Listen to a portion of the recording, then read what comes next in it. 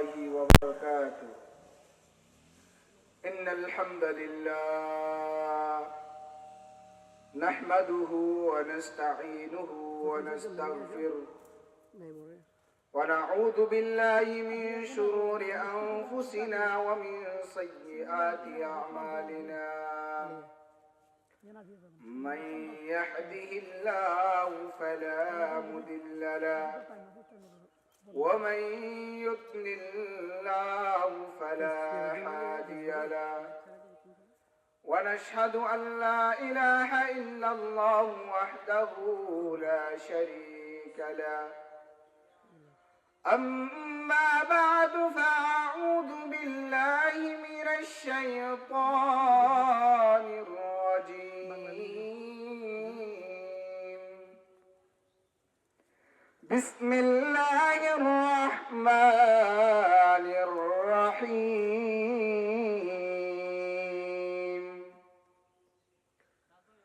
وقضى ربك ألا تعبدوا إلا إياه وبالوالدين إحسانا. إما يبلغن عندك الكبر أحدهما أو كلاهما فلا تقل لهما أف ولا تنهرهما لهما قولا كريما. وقال رسول الله صلى الله عليه وسلم الجنة تحت أقدام الأمهات. وقال رسول الله صلى الله عليه وسلم الجنة تحت أقدام الأمهات.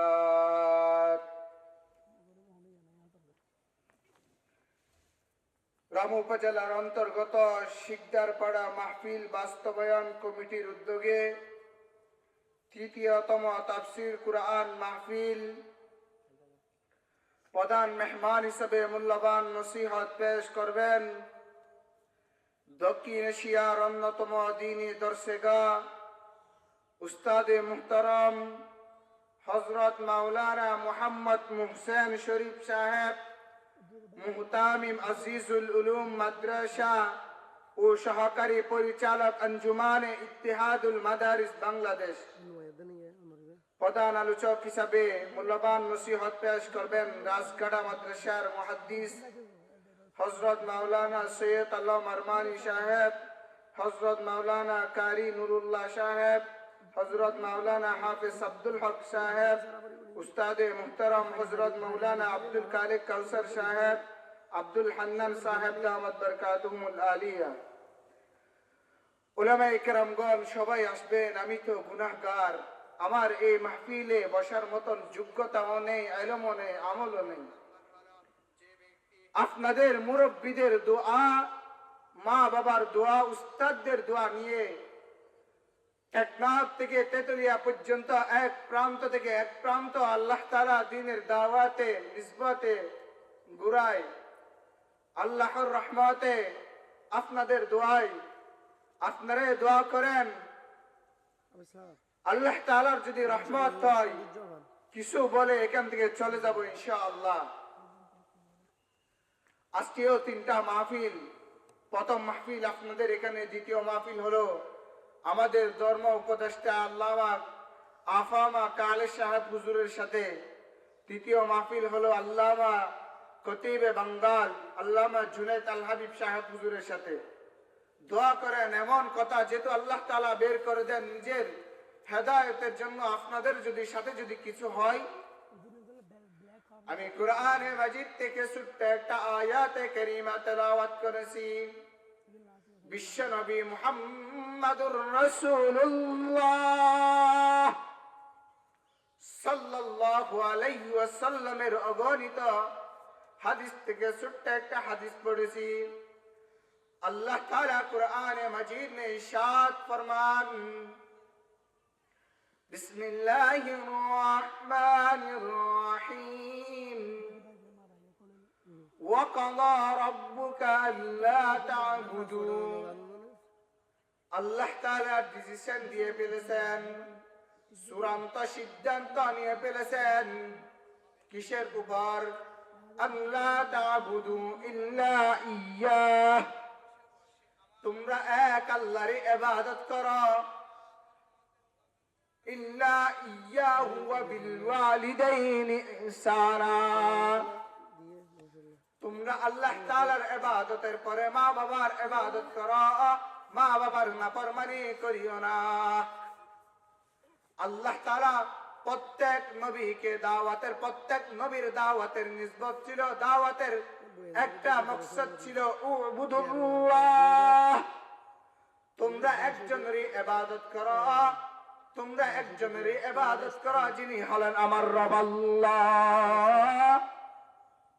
তোমরা মূর্তি পূজা ছাড়ো, শিরিক করিও না, বেদাত করিও না, তোমরা গাছ পূজা ছাড়ো, মূর্তি পূজা ছাড়ো, তোমরা মাজারে গিয়ে চেষ্টা দিও না, তোমরা একমাত্র ইবাদত করো উবুদুল্লাহ, তোমরা একজনেরই ইবাদত করো যিনি আমাকে খাওয়ায়, যিনি আমাকে লোয়ায়, যিনি আমাদের জমিনের মধ্যে বিচারণ করার সময় দিয়েছেন, যিনি আমার রব, তোমরা তার ইবাদত করো।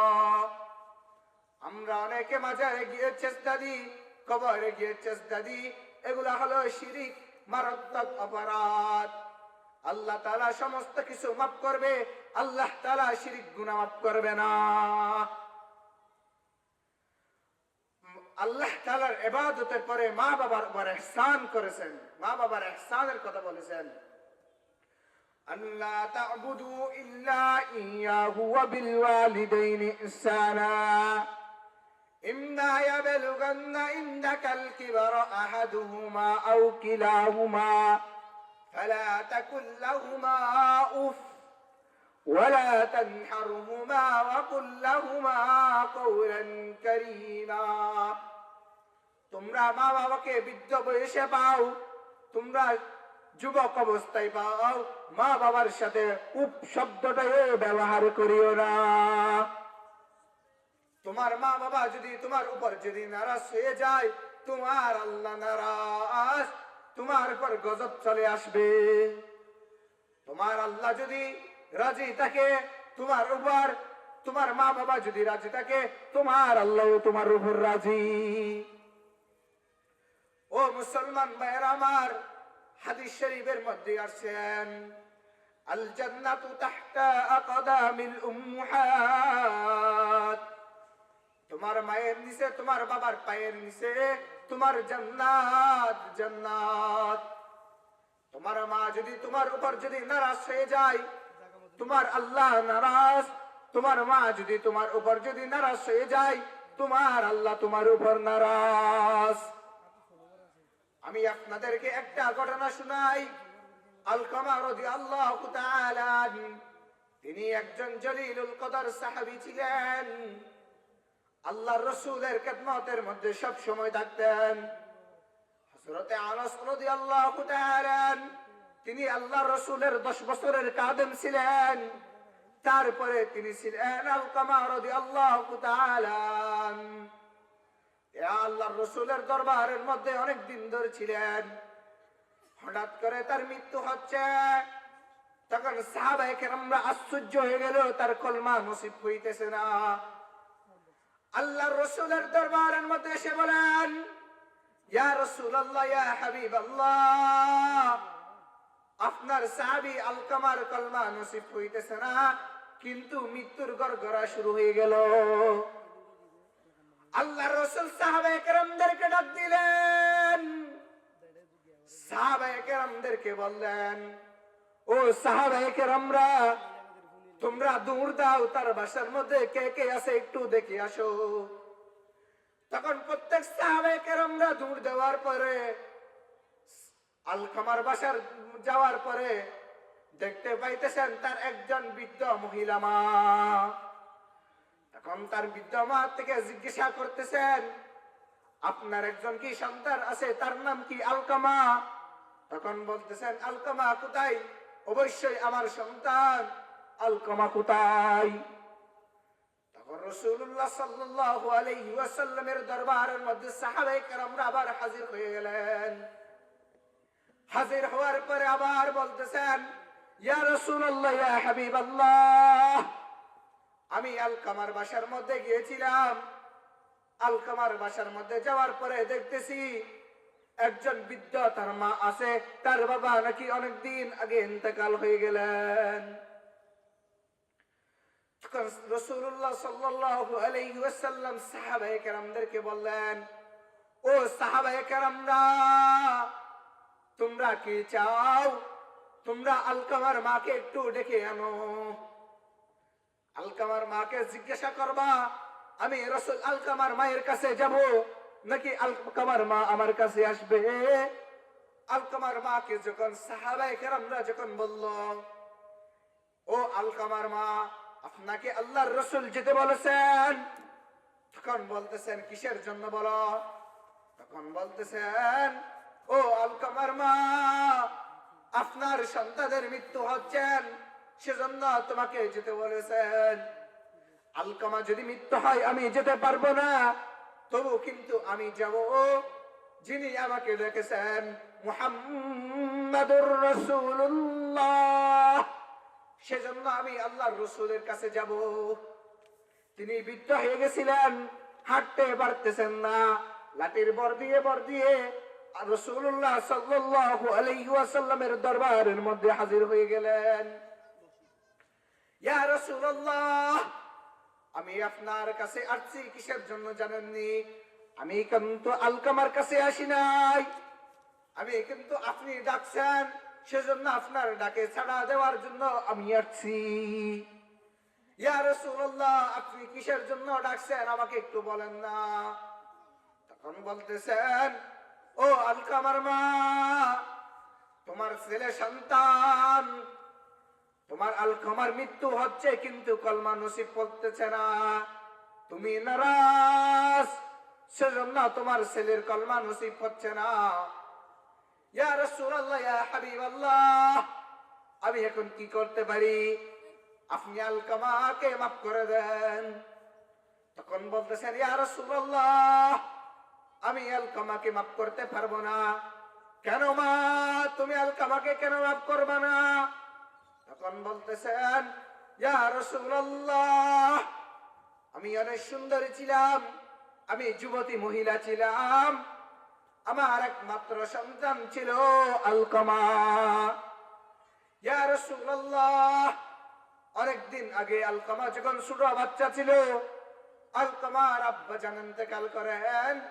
ইয়া রাসূলুল্লাহ, আমি আলকামার দিকে তাকায়া, আমি সুন্দর ছিলাম, আমি যুবতী ছিলাম, কিন্তু আলকামার দিকে তাকিয়া আমি বিবাহ করি নাই। ইয়া রাসূলুল্লাহ, আমি আলকামাকে মাফ করতে চাই না। রাসূলুল্লাহ সাল্লাল্লাহু আলাইহি ওয়াসাল্লাম সাহাবায়ে কেরামদেরকে বলতেছেন, ও সাহাবায়ে কেরামরা, তোমরা এখানে কেন দাঁড়িয়ে থাকছো? তোমরা লাকড়ি তৈরি করো। তখন আলকামার মা জিজ্ঞাসা করেন, ইয়া রাসূলুল্লাহ, লাকড়ির পূজা কিসের জন্য আমাকে একটু বলেন না। ও আলকামার মা, আমি আলকামাকে জাহান্নামের আগুনের মধ্যে জ্বালাইতে চাই না, আমি আলকামাকে দুনিয়ার মধ্যে দুনিয়ার আগুন দিয়ে জ্বালিয়ে দেব। আমার সাহাবী আলকামাকে আমি জাহান্নামের আগুনের মধ্যে জ্বালাইতে চাই না, আমি দুনিয়ার আগুনের মধ্যে জ্বালিয়ে দেব। মা তো মা কাকে বলে জানেন? হসপিটালের মধ্যে যখন নিয়ে যায়, তার যখন ডেলিভারির অবস্থা হয়, তখন ডাক্তার সাহেব যখন বলে, আপনার স্ত্রীকে যদি বাঁচাতে চান, আপনার ছেলে বাঁচবে না, আপনার ছেলে বাঁচলে আপনার স্ত্রী বাঁচবে না। তখন মা ডাক্তারকে ডেকে বলেন, ও ডাক্তার, কি সমস্যা আমাকে বলো, আমার ছেলের জন্য কিছু না হয়, মা যেন ইন্তেকাল হয়, আমার ছেলের জন্য কিছু যেন না হয়। ছেলে সন্তানের এখনো ছেলেকে দেখে নাই, তার মার কি অবস্থা, কম্পন শুরু হয়ে গেল। ও যুবক যুবতীরা, আমি আপনাকে মায়ের সাথে কোনোদিন কতদিন ধরে সম্পর্ক নাই, নিজের মাকে মা ডাকতেছি না, নিজের বাবাকে বাবা ডাকতেছি না। ও মুসলমান ভাইয়েরা আমার, যখন মাকে যখন হারাইবা, বাপকে যখন হারাইবা, তখন বুঝতে পারবা। আমার আব্বাজানকে কিছুদিন আগে আমরা যখন হারাইলাম, হারানোর পরে তখন ব্যথাটা বোঝা যায়। কাকে হারাইলাম, কোথায় আছে কোথায় আছে, আর কোনদিন দেখা হবে না নিজের বাবার সাথে। কিয়ামতের ময়দানের মধ্যে দেখা হবে, দেখা হবে। কোনদিন দেখতে চাইলে আর বাবাকে আর কোনদিন দেখতে পারবো না। যাকে হারাইলাম তাকে আর কোনদিন দেখতে পারবো না। চলে গেলে আর কোনদিন তিনি আর ফিরে আসতে পারে না। এমন একটা জায়গার মধ্যে দিয়ে আসলাম, আত্মীয় স্বজনরা সবাই আসছিল বাবার ইন্তেকাল শোনার পরে। আসার পরে কেউ জানাজা পড়ার জন্য রেডি হয়ে গেল, কেউ গেল বাঁশ কাটার জন্য, কেউ গেল খবর কুনার করার জন্য, কেউ গেল গরম পানি দেওয়ার জন্য, কেউ ডাক দিতেছেন আপনাদের গোসল কি শেষ? আমরা কাপড় নিয়ে রেডি, আমরা এখন তাকে জানাজা দেওয়ার জন্য নিয়ে যাব। জানাজার জন্য সবাই রেডি।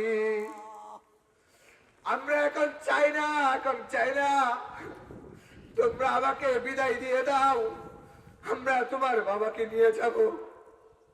কাপড় শেষ করার পরে তখন ডাক দিতেছেন, কার কার চাওয়ার অনুমতি আছে তোমরা চেয়ে নাও, জানাজার মাঠের মধ্যে এখন নিয়ে যাব, 1 মিনিট আর দেরি করব না। ও যুবকরা, তোমার বাবা পাগল হোক, তোমার বাবা অশিক্ষিত হোক, তোমার বাবা শিক্ষিত হোক, যখন হারাইবা তখন কষ্ট বেদনা তখন বুঝতে পারবা। এখন বুঝবা না, এখন বুঝবা না, যখন হারাইবা তখন বুঝবা। মসজিদের মধ্যে গেলে সবার বাবাকে যখন দেখি, আমার বাবাকে যখন দেখি না, কান্না ভেঙে চলে যায়। মনে হয় কিয়ামত কখন আসবে, কিয়ামতের ময়দানের মধ্যে বাবার সাথে কখন দেখা করতে পারবো। ও মুসলমান ভাইয়েরা আমার, আপনাদের পায়ে হাত দিয়ে বলি, আপনারা যারা মায়ের সাথে বেয়াদবি করো, বাবার সাথে বেয়াদবি করো, মার সাথে বাবার সাথে যাদের সম্পর্ক নাই, আজ মায়ের কাছে গিয়ে তোমরা মায়ের কাছে মাপ চেয়ে নেবা। ও মুসলমান ভাইয়েরা আমার, যারা যারা চাই তারা তো কিছুই করতে পারেন নাই। আল্লাহর রসুল তখন তাকে মৃত্যু দিয়ে দিবেন, তার মৃত্যু হয়ে যাবে, তাকে তার আগুনের মধ্যে দিয়ে দিবেন। তখন তার মা জিজ্ঞাসা করতেছেন, ইয়া রাসূলুল্লাহ, আপনি এখন তো তার মৃত্যু হয়ে যাবেন, আমি তার মৃত্যুর মধ্যে আমি আগুনের মধ্যে জ্বালিয়ে দেব। ইয়া রাসূলুল্লাহ, আপনি না রাহমাতুল লিল আলামিন,